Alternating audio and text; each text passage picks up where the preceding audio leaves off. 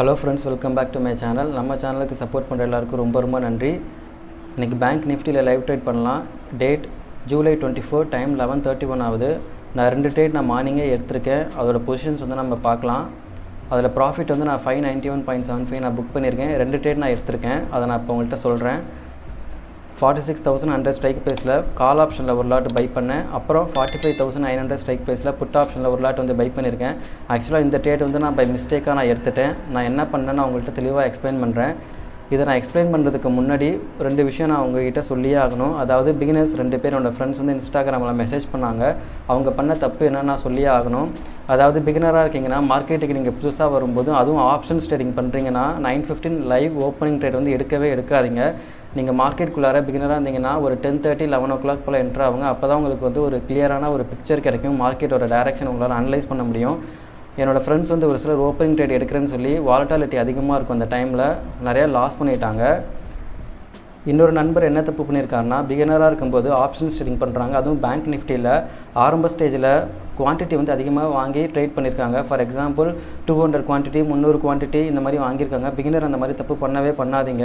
அது வந்து உங்களுக்கு ரொம்ப லாஸ் கொண்டு வந்து விட்டுரும். அதனால் பிகினராக இருக்கீங்கன்னா கண்டிப்பாக நீங்கள் ஒரு லாட்டுக்கு மேலே போகாதீங்க. என்னோடய சஜஷன், என்னோடய எக்ஸ்பீரியன்ஸ்லாம் நான் சொல்கிறேன். ஓகே, இப்போ நம்ம ஸ்ட்ரைட்டாக நம்ம சார்ட்குள்ளே போயிடலாம். தெளிவாக எக்ஸ்பிளைன் பண்ணுறேன். அப்புறம் இன்னொரு விஷயம், நான் வந்து நிஃப்டி 50ல் ட்ரேட் பண்ணிகிட்டு இருந்தேன். இனிமேல் நிஃப்டி 50ல் ட்ரேட் பண்ணாமல் பேங்க் நிஃப்டியில் மட்டும் ட்ரேட் பண்ணலான்னு டிசைட் பண்ணியிருக்கேன். அதுக்கான ரீசன், என்னால் 2 இண்டெக்ஸில் அட் அ டைமில் ஃபோக்கஸ் பண்ண முடியல. ஓகே, இப்போ நான் bank nifty 1 hour time frame chart open பண்ணியிருக்கேன். மார்க்கெட் வந்து ஓப்பன் ஆனது ப்ரீவியஸ் க்ளோஸ் பக்கத்துலேயே ஓப்பன் ஆகிட்டு ஃபஸ்ட்டு 1 hour வந்து பேரிஷாக இருந்துச்சு. நான் வந்து என்ட்ரி வந்து 50 minutesல கொடுப்பேன்னு சொல்லியிருந்தேன். அதே மாதிரி 50 minutes சார்ட்டில் கரெக்டாக மார்க்கெட் வந்து அப் ட்ரெண்டில் தான் இருந்திருக்கு. நான் வந்து பையிங்கான ஆப்பர்ச்சுனிட்டி நான் வந்து வெயிட் பண்ணிட்டு இருந்தேன். இந்த கேண்டில் வந்து புல்லிஷாக வந்து க்ளோஸ் வச்சதும் நான் வந்து கரெக்டாக இந்த இடத்துல என்ட்ரி ஆனேன். இதில் வந்து ஒரு பர்டிகுலர் பாயிண்ட்ஸ் வந்து நான் கலெக்ட் பண்ணேன். அதில் எடுத்த ப்ராஃபிட் தான் அது. ஆக்சுவலாக இந்த லாஸ் வந்து நான் எப்படி நான் சொல்கிறேன், இது வந்து நான் பை மிஸ்டேக்காக இந்த ட்ரேட் நான் எடுத்துட்டேன். நான் எப்போதுமே சரி நான் வாட்ச் லிஸ்ட் வந்து இங்கே ஆட் பண்ணி வைப்பேன். அப்படி எடுக்கும்போது நான் வந்து கால் ஆப்ஷன், அதாவது இந்த ட்ரேட் எடுக்கிறதுக்கு பதிலாக இந்த ஸ்ட்ரைக் ப்ரைஸ் நான் ஆட் பண்ணி வச்சுருந்தேன். அதை வந்து நான் பை பண்ணிட்டேன். அதனால தான் இந்த லாஸ் வந்து நான் புக் பண்ணும்படி ஆயிடுச்சு. அதனால் உடனே நான் பொசிஷன் வந்து க்ளோஸ் பண்ணிட்டேன். ஓகே, இப்படி தான் நான் ட்ரேட் எடுத்து ப்ராஃபிட் வந்து நான் வச்சுருக்கேன் 591.75. இப்போ டைம் 11:45 ஆகுது. வெயிட் பண்ணி பார்ப்போம். மறுபடியும் ஏதாவது ஆப்பர்ச்சுனிட்டி வந்துச்சுன்னா நான் ட்ரேட் எடுத்து காமிக்கிறேன். அப்புறம் நாய்ஸ் பொல்யூஷன் அதிகமாக இருக்கிறனால தான் என்னால் லைவாக ரெக்கார்ட் பண்ண முடியல. டைம் கிடைக்கும் போது தான் என்னால் ரெக்கார்ட் பண்ண முடியுது. இனிமேல் ஏதாவது ஆப்பர்ச்சுனிட்டி வந்துச்சுன்னா நான் லைவாக ரெக்கார்ட் பண்ணி காமிக்கிறேன். வெயிட் பண்ணி பார்ப்போம். 149 ஆகுது. அதாவது ப்ரீவியஸ் லோ இந்த இடத்துல இருக்குது. இதையும் வந்து பிரேக் அவுட் பண்ணிச்சுன்னா கண்டிப்பாக மார்க்கெட் வந்து கீழே வருவதற்கான வாய்ப்புகள் இருக்குது. வெயிட் பண்ணி பார்ப்போம். அவசரப்பட வேண்டாம்.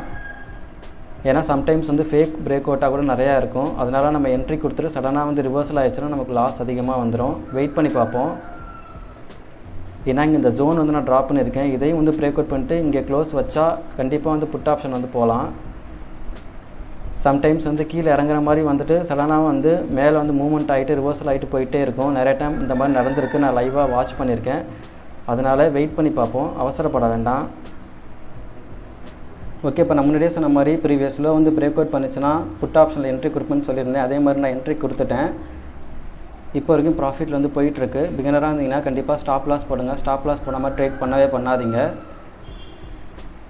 ஸோ மார்க்கெட் வந்து இப்போ ஆல்ரெடி அப் ட்ரெண்டில் தான் இருக்குது. இப்போ வந்து ட்ரெண்டுக்கு அகைன்ஸ்டாக வந்து போகிறப்போ நம்ம ரொம்ப நேரம் வந்து ஹோல்ட் பண்ணுறது வந்து கொஞ்சம் ரிஸ்க்கு தான். அதனால் ஒரு டீசெண்டான ப்ராஃபிட் கிடைச்சதும் எக்ஸெப்ட் பண்ணலான்னு இருக்கேன்.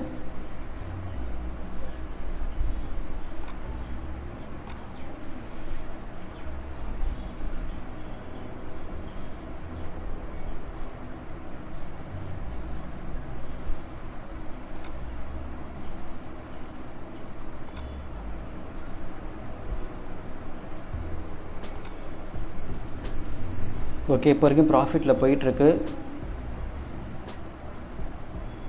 1000 rupees நம்ம எய்ம் பண்ணுவோம்.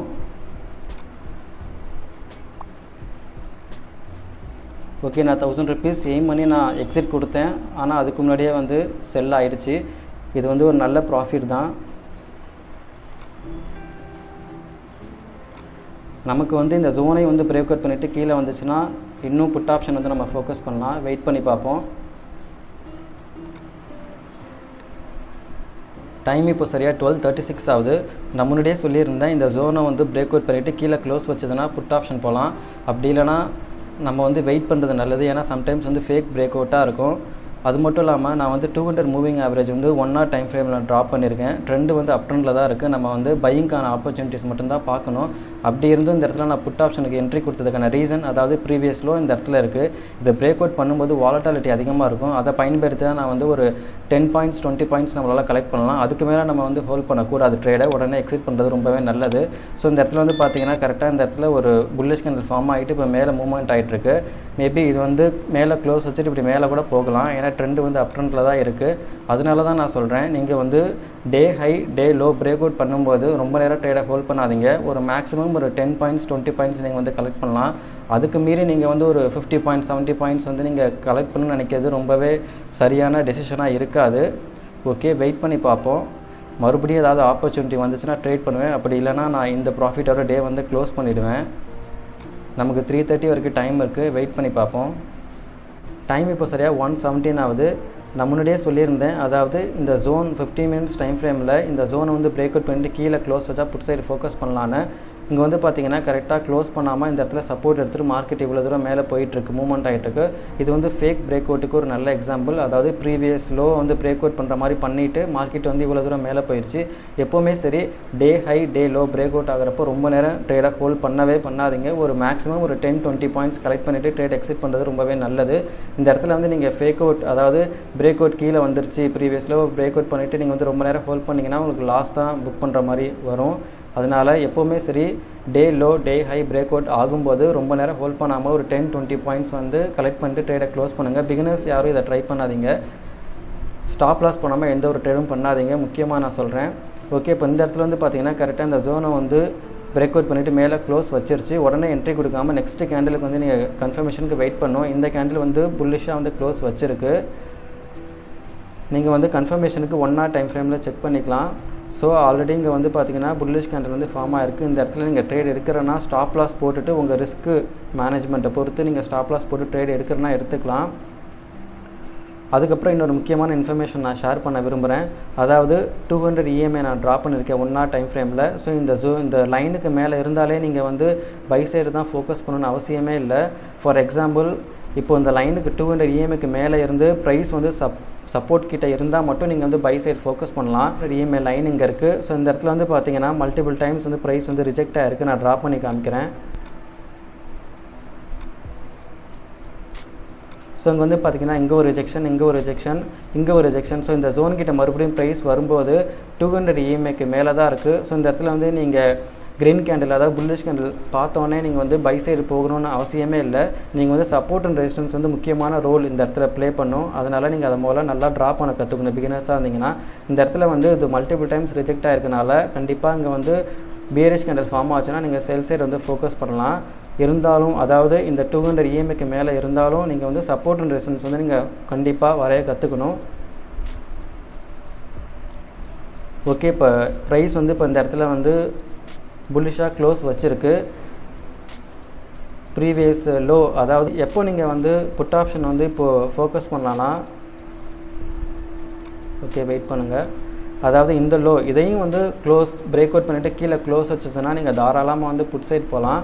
ஆனால் அங்கே அப்படி க்ளோஸ் வைக்க கிடையாது. கரெக்டாக இந்த இடத்துல சப்போர்ட் எடுத்துகிட்டு இப்போ மேலே மூவ்மெண்ட் ஆகிட்டுருக்கு. ஸோ இந்த இடத்துல வந்து ட்ரேட் எடுக்கிறோன்னா கண்டிப்பாக எடுத்துக்கலாம். மேபி இந்த லெவல் வரைக்கும் வருவதற்கான வாய்ப்புகள் இருக்குது.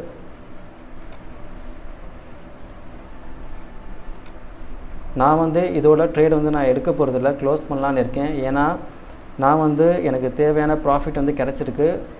அப்ராக்சிமேட்டாக 1000 கிட்டே, அதாவது 981.75 வந்து கிடச்சிருக்கு. இதுக்கு இன்வெஸ்ட் பண்ண அமௌண்ட் வந்து 4000 நான் இன்வெஸ்ட்மெண்ட் பண்ணியிருக்கேன். 4000 வச்சு நான் வந்து 1000 rupees கிட்ட நான் வந்து ப்ராஃபிட் மேக் பண்ணுறது ரொம்பவே ஒரு நல்ல விஷயம் தான். அதனால் இதுக்கப்புறம் நான் ட்ரேட் எதுவும் எடுக்க போகிறது கிடையாது. இந்த டே வந்து இதோட நான் க்ளோஸ் பண்ணிக்கலான்னு இருக்கேன்.